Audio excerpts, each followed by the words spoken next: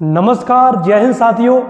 आज हम चर्चा करेंगे भारत पाकिस्तान युद्ध 1971 के बारे में और आपको बताएंगे किस प्रकार से भारत पाकिस्तान युद्ध 1971 के दौरान भारत ने पाकिस्तान को किस तरीके से क्षति पहुंचाई, किस तरीके से पाकिस्तान को छठी का दूध याद दिला दिया।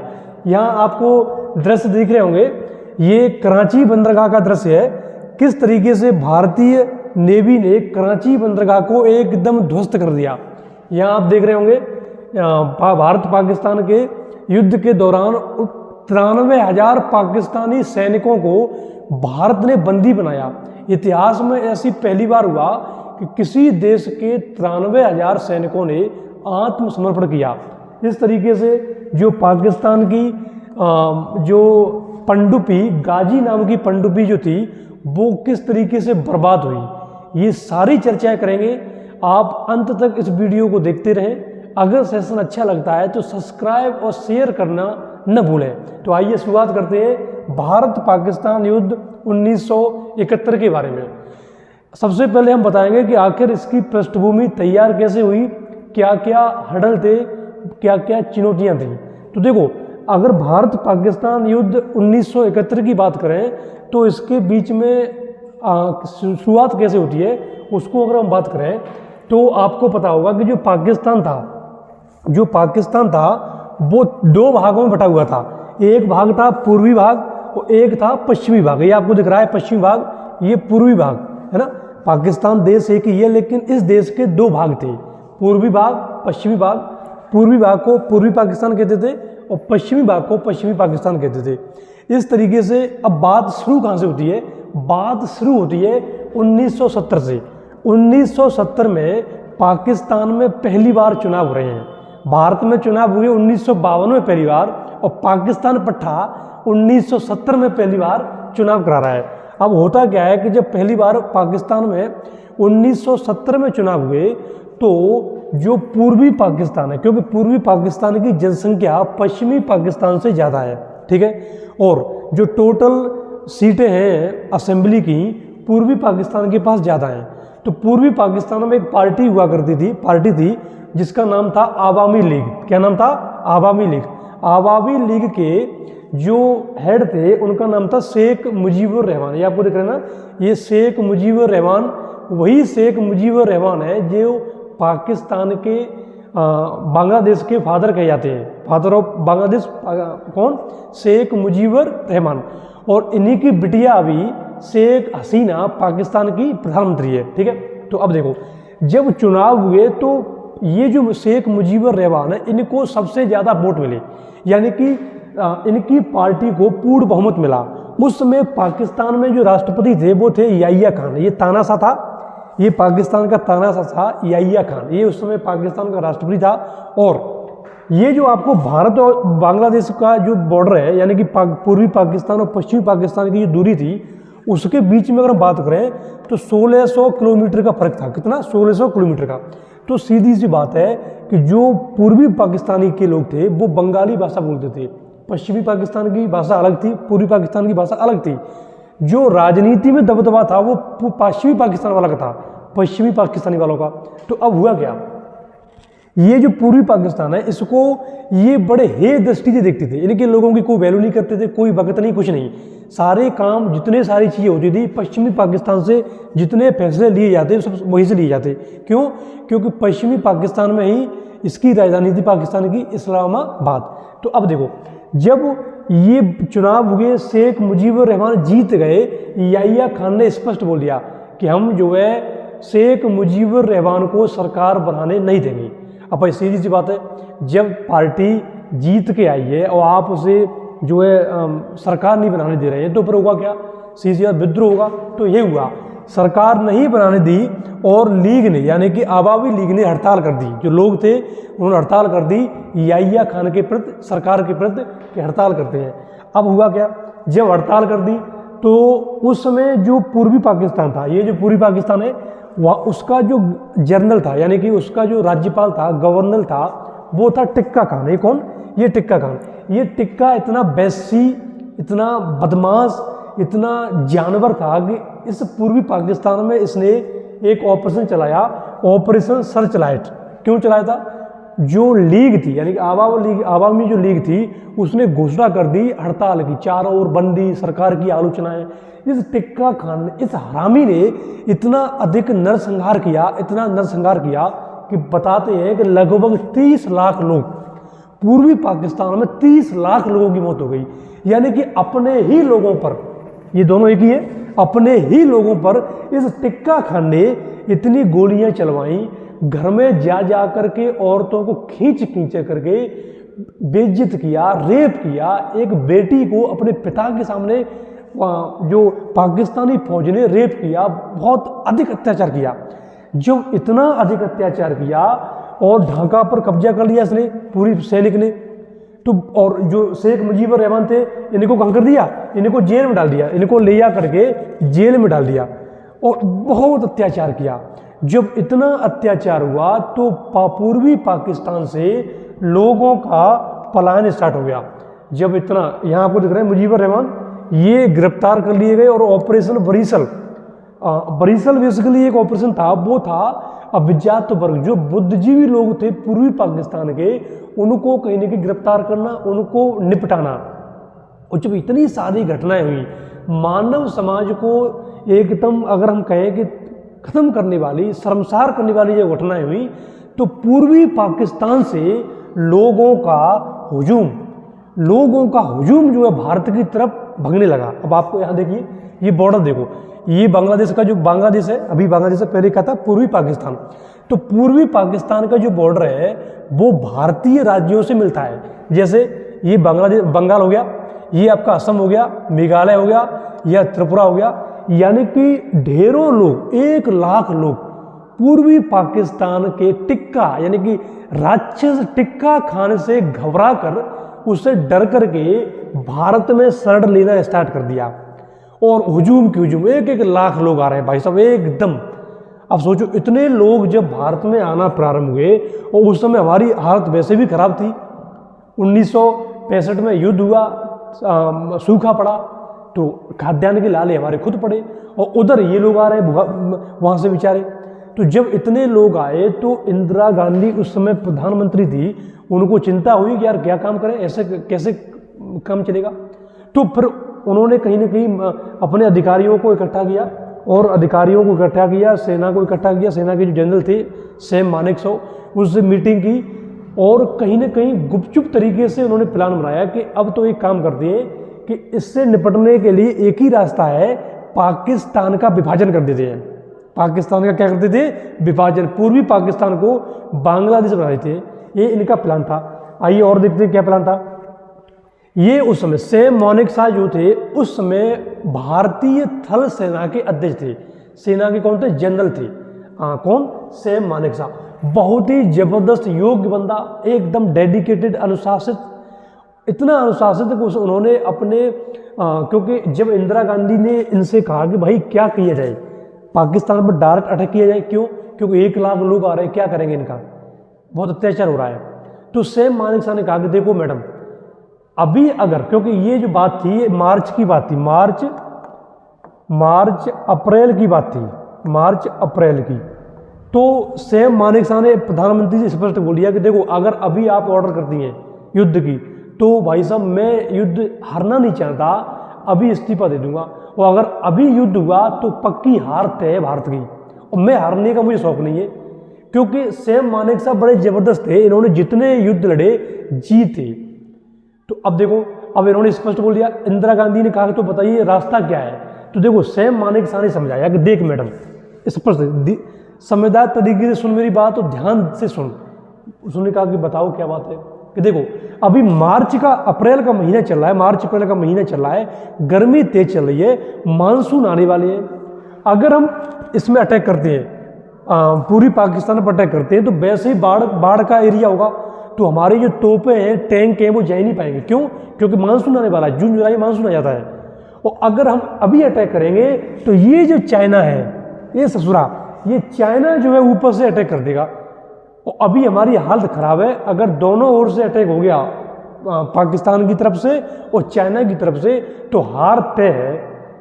तो मैडम ने कहा कि भाई बताओ क्या करें। तो मानेकशॉ ने स्पष्ट बोल दिया कि देखो मैडम, वेट कर लो, अभी तुम 5-6 महीने का वेट कर लो, 6 महीना हमें दे दो, 6 महीने के अंदर में हम अपनी तैयारियां स्टार्ट करते हैं और आप टाइम दे दो नवंबर दिसंबर का। नवंबर दिसंबर में क्या होगा, एक तो मानसून चले जाएंगे और जब मानसून चले जाएंगे तो यह बाढ़ का खतरा खत्म और हम अपने टैंक गोला बारूद आराम से ले जा सकेंगे। दूसरी बात, ये जो बैठा है आपका दुश्मन, ये ससुरा आ नहीं पाएगा। क्यों नहीं आ पाएगा? क्योंकि इस जगह पर ठंड पड़ेगी तो ग्लेशियर जम जाएंगे, तो इनकी सेनाएं भारत में आ ही नहीं पाएंगी, ऊपर लटके रह जाएंगे। मैडम मान गई, क्योंकि बात तो सही थी।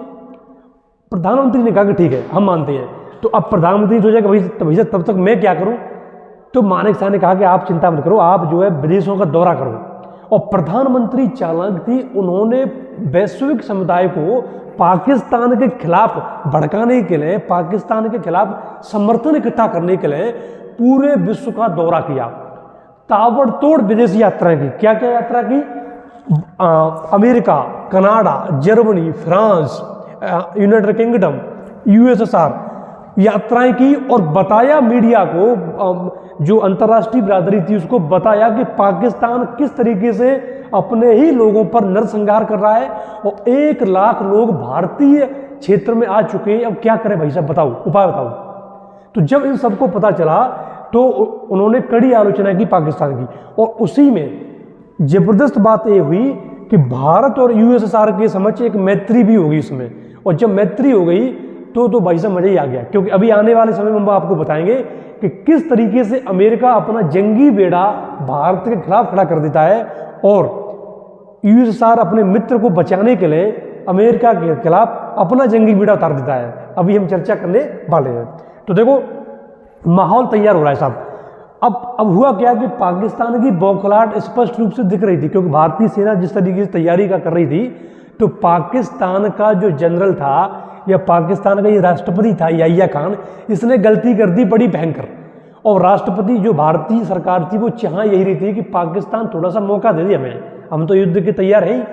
तब तक आ गया दिसंबर, और क्योंकि दिसंबर की अपेक्षा भारत ने जिस तरह की तैयारियां की कि जैसे ही सर्दी आएंगी हम अटैक कर देंगे, और खुदा न खास्ता 3 दिसंबर 1971 को पाकिस्तान ने गलती कर दी भारत पर अटैक करके। पाकिस्तान ने क्या कर दिया? भारत पर अटैक कर दिया।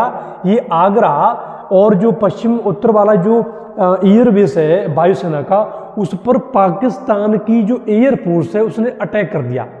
भारत को मौका मिल गया, इंदिरा गांधी चाह रही थी कि मौका मिल जाए। अब क्योंकि जब मौका मिल गया तो विदेशी समाज के समक्ष भारत को ये नहीं कहना पड़ेगा कि हमने पहले अटैक किया, हमने तो भाई से सेल्फ जो है रक्षा के लिए अटैक किया। तो 3 दिसंबर 1971 को पाकिस्तान ने भारत पर हमला बोल दिया, और इसी बात की जवाबी कार्रवाई करते हुए भारत ने युद्ध की घोषणा कर दी। इंदिरा गांधी ने देश के नाम संबोधन दिया और बोल दिया कि सभी देशवासी खड़े हो जाओ, पाकिस्तान को अब की बार धूल चटाना है। और वही होगा, पाकिस्तान को धूल चटा के रहते। अब देखो पाकिस्तान ने, भारत ने जैसे युद्ध की घोषणा कर दी, भारतीय सेना की 3 टुकड़ियां जल, थल और वायु, चारों ओर युद्ध की घोषणा। और जो पूर्वी पाकिस्तान का, जो पश्चिमी पाकिस्तान का जो हिस्सा था, भारतीय नेवी ने जबरदस्त कारनामा करके दिखाया। क्या दिखाया? भारतीय नेवी ने पाकिस्तान का जो बंदरगाह था, कराची बंदरगाह, उसको इस तरीके से ध्वस्त कर दिया कि चारों ओर, बताया जाता है कि लगभग 1 हफ्ते तक आग जलती रही। इतना जलाया, धू धू करके जलाया। पाकिस्तान के जो लोग थे कराची बंदरगाह छोड़ छोड़ के भाग गए। कहाँ भाग गए? ग्वादर बंदरगाह की तरफ। भागो भागो भाई साहब, भारतीय सेना आ गई एकदम त्राही त्राही। या देख रहे हो किस तरीके से अग्नि अग्नि।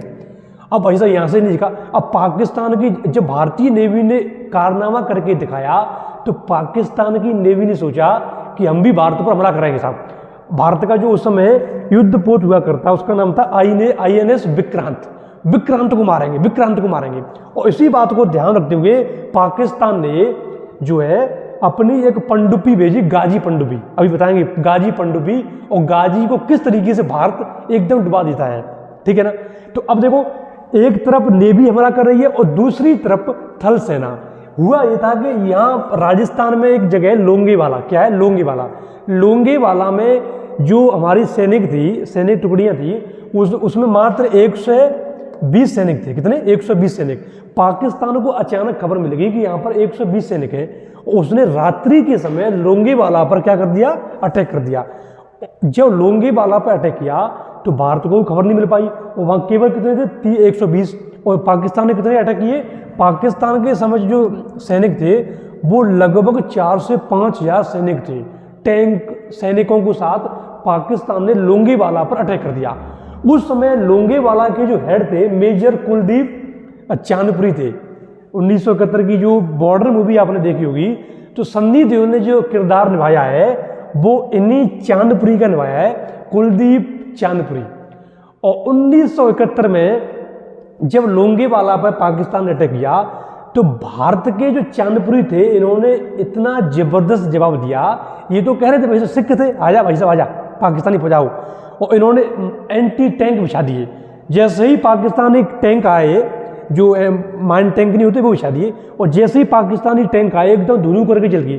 पाकिस्तानी फौज घबराई, भाई साहब हमें तो खबर मिली कि 120 है। और इन्होंने इस तरीके से रणनीति बनाई युद्ध की कि इन्होंने इस तरीके से बनाई कि 120 तो थे, लेकिन पाकिस्तानियों को लगे कि भाई साहब क्योंकि यहाँ से गोली चल रही है, वहाँ से गोली चल रही है, 2 किलोमीटर के दायरे में गोली चल रही है, इस तरीके से रणनीति आई। तो पाकिस्तानी फौज समझ रही कि भाई साहब हम सोच रहे 120 है, ये तो लगभग हजारों संख्या में है। तो कुलदीप चांदपुरी ने वो जज्बा दिखाया कि पाकिस्तान को इतना नुकसान पहुंचाया कि पाकिस्तान सोच रहा था कि जैसलमेर और अजमेर और दिल्ली पर कब्जा कर लेंगे। रात्रि तक धूल मचा दी, यानी कि उनको बढ़ने ही नहीं दिया। और सुबह होते कि हमारी एयरफोर्स पहुंचेगी जैकी श्रॉफ के साथ, मूवी में दिखाया गया जैकी श्रॉफ। सुबह तो झंडा उड़ा दिए पाकिस्तानी टैंक हो गए, एकदम भाग खड़े साहब के साथ। ठीक है, तो ये हो गया पश्चिमी वाले हिस्से का हाल, है ना। हाँ, ये देखो गाजी, मैंने भी बताया आपको कि पाकिस्तानी नेवी ने ये कराची बंदरगाह से अपनी पनडुब्बी गाजी भेजी। गाजी पनडुब्बी किसके लिए भेजी, इस विक्रांत को मारने के लिए। विक्रांत को मारेंगे, विक्रांत को मारेंगे, इन्हें पता नहीं कि सालों विक्रांत को तुम मारोगे, विक्रांत तुम्हें उल्टा मार देगा। तो गाजी पनडुब्बी यहाँ से चल दी साहब। अब पनडुब्बी यहाँ पहुंची तो विक्रांत उस समय इस जगह पर था, लेकिन एक अफवाह फैला दी गई कि विक्रांत विशाखापट्टनम में है, न कि जो है बंगाल की खाड़ी में। तो गाजी चल दिए कहाँ पर, गाजी को लेकर के चल दिए विशाखापट्टनम। और विशाखापट्टनम में इनको अचानक डुबा दिया, पता ही नहीं चला। तो ऐसा इतिहास में पहली बार हुआ कि किसी की पनडुब्बी डूब गई। तो पाकिस्तानियों के लिए इतनी शर्मसार करने वाली बात हुई कि एकदम नाक कट गई इनकी पनडुब्बी। मारने चले विक्रांत को और डूबे गए खुद ही अभी। तो इस तरीके से इनकी मटिया मैट खराब हो गई यहाँ। ठीक है, पनडुब्बी खत्म। अब देखो यहाँ ये दिख रहा है ना आपको, देखो कैसे मुस्कुरा रहा है। ये ससुरे इतने बदमाश रहे, हमेशा से बदमाश रहे। अमेरिका हमेशा से बदमाश रहा है। अभी तो मित्रता ठीक है हमारी, लेकिन 1971 के युद्ध के दौरान भारत ने, क्योंकि अगर मैं आपको दिखाऊं, भारतीय फौज ने भारतीय फौज के समझ ये अफवाह आई कि चाइनी फौज ने अटैक कर दिया इस जगह पर। तो भारत ने उस समय अमेरिका से मदद मांगी। अमेरिका से क्या कहा कि भाई जो आपका जीपीएस सिस्टम है, यानी कि आपका जो सैटेलाइट सिस्टम है, उससे हमें थोड़ी सी, क्योंकि हमारा वो सैटेलाइट सिस्टम ठीक नहीं था। तो भारत ने अमेरिका से मदद मांगी कि आप हमारा जो चीन बॉर्डर वाला एरिया है उसकी तस्वीर हमें ला के दे दो। अमेरिका ने स्पष्ट मना कर दिया कि नहीं, हम नहीं देंगे। उस समय यूएसएसआर, रूस हमारे साथ खड़ा हुआ और रूस ने वो तस्वीरें ला के दी। अब जब रूस ने तस्वीरें दी और साथ में अमेरिका ने हमारे साथ धोखा एक और कर दिया। क्या कर दिया, अमेरिका ने अपना सबसे बड़ा बेड़ा, जो 7वां बेड़ा, जंगी जहाज़ों का बेड़ा, ये भारत के खिलाफ भेज दिया। कहाँ भेज दिया, बंगाल की खाड़ी में। इस जगह पर बंगाल की खाड़ी में भारत को डांटने के लिए। जब 7वां बेड़ा आया तो इंदिरा गांधी ने फोन लगाया यूएसएसआर के पास कि मित्र, अभी हम मित्रता करके आए, मित्र खतरे में है, अपना बेड़ा तू भेज फटाफट। यूएसएसआर ने कहा कि बस मैडम 1 मिनट रुक जाओ, अभी बस थोड़ा समय दो, अभी आता है हमारा बेड़ा। और रूस ने अपना बेड़ा जो है भारत के खिलाफ, अमेरिका के खिलाफ अपना बेड़ा जंग में उतार दिया। और जब ये उतरा तो अमेरिका का जो 7वां बेड़ा था वो चुपचाप चला गया, चलो भाई साहब, क्योंकि कहा जरूरत है युद्ध करने की, तो अपने आप चले गया। तो अगर सोचो उस समय रूस हमारा साथ नहीं देता तो ये ससुरा हमें युद्ध में हरवा देते युद्ध में। लेकिन रूस जो है वाकई में भारत का हमेशा से पक्षधर रहा है ना, मित्र ही होता है, जो संकट में साथ दे। और अंत में अगर हम बात करें तो फाइनल जो युद्ध हुआ 1971 में, क्योंकि पश्चिम की तरफ वाला जो एरिया था भारत ने पूरा सतर कर दिया सबके सब, और जो पूर्वी पाकिस्तान था भारत ने चारों ओर से अटैक किया, इधर से अटैक किया, इधर से किया, इधर से, चारों ओर से अटैक, वायुयान से, थल सेना से एकदम अटैक, और अंत में आकर के पाकिस्तानी फौज को सरेंडर करना पड़ा। देख रहे हो मानेकशॉ, ये उस समय भारतीय सेना के अध्यक्ष थे, और ये इन्होंने इतना मनोबल बढ़ाया सेना का कि सेना ने ढाका पर कब्जा कर लिया, ढाका पर। और जैसे ही ढाका पर कब्जा किया 93,000 सैनिक, पाकिस्तान के 93,000 सैनिकों ने एकदम सरेंडर कर दिया। भाई साहब ये दुनिया में ऐसी पहली घटना थी जब किसी देश के 93,000, बहुत बड़ी बात है, 93,000 सैनिकों ने सरेंडर किया। और यहाँ देख रहे हो ये बैठा है उस समय का पाकिस्तान का जो पूर्वी पाकिस्तान का जो हेड था सेना का वो, और ये भारतीय सेना के पूर्वी पाकिस्तान के जो हेड है वो। इस तरीके से यहाँ जो है 16 दिसंबर 1971 को पाकिस्तान के समक्ष, भारत के समक्ष 93,000 सैनिकों ने सरेंडर कर दिया। तो ये बहुत बड़ी घटना थी। अगर पाकिस्तानियों को इस घटना को देखकर भी शर्म नहीं आती तो कुआं में भाड़ में गिर जाओ जाके, फिर भी तुम बाहर से लड़ने का प्रयास करते हो। यार क्या करोगे बाहर से लड़ के तुम, 93,000 सैनिक हमने धरे की तरह एकदम सरेंडर करवा दिया। तो ये भारत की बड़ी जबरदस्त कुशल रणनीति थी। और जब ये युद्ध अंत हुआ तो बांग्लादेश का उदय हो गया। चले थे भारत का टुकड़ा करने और कर दिया हमने पाकिस्तान का टुकड़ा। ये भारतीय सेना का जज्बा होता है ना, जो हमेशा से रहा है और रहेगा। तो भारत के खिलाफ जब भी युद्ध की घोषणा करो तो 1-2 बार सोच लो, अगर नहीं सोच पाते हो तो सोच कर ही फैसला करना, इस बात का ध्यान रखें। तो इस तरीके से ये पूरा युद्ध था 1971 का। और अंत में याह्या खान को युद्ध जब हार गया पाकिस्तान तो उसको त्यागपत्र देना पड़ा। किसे? याह्या खान को। ये बैठा देखो बदमाश साला। तो ये रहा हमारा आज का सेशन, और अगला इसी तरीके से सेशन आता रहेगा आपके लिए। आप जुड़े रहें, चैनल को सब्सक्राइब जरूर करें, शेयर करें और कमेंट करके जरूर बताएं कि आपको हमारा ये सेशन कैसा रहा। जुड़े रहें। नमस्कार, जय हिंद, जय भारत।